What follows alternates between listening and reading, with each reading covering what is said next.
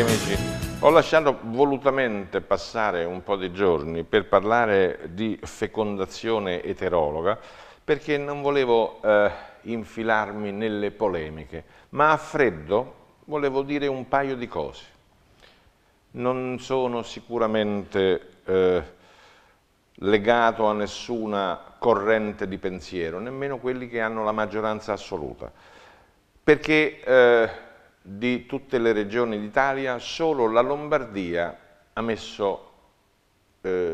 fa pagare la fecondazione eterologa in pieno. Tutte le altre hanno messo un ticket per cui chi vuole, con una spesa abbastanza modica, può avere il piacere di tentare di avere un figlio, ovviamente coppie che non riescono ad averlo, però non paga tutto quello che c'è da pagare.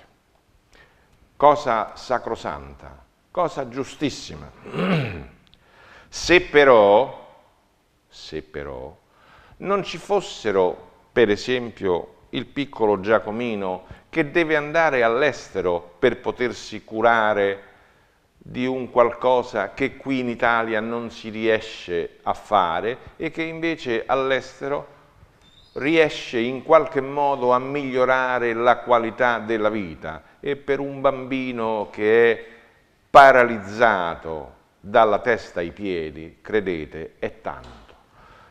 E le terapie del dolore, quelle che purtroppo non ci sono i soldi, e purtroppo non è previsto. E per esempio per gli anziani e gli anzianissimi andare a prelevare il sangue, a fare le analisi a casa, e per i malati terminali. Ecco, per questa gente i soldi non si trovano. Per far felici delle persone che hanno il sacrosanto piacere di avere un figlio, ma che non è un diritto, assolutamente. È un diritto non soffrire, è un diritto avere la sanità da parte dello Stato. Non è certo un diritto volere a tutti i costi un figlio e pretendere che sia lo Stato a pagarlo.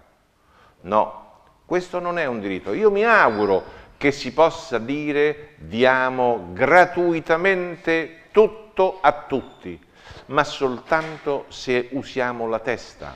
Se sotto c'è puzza di quattrini che girano, allora non è più un diritto.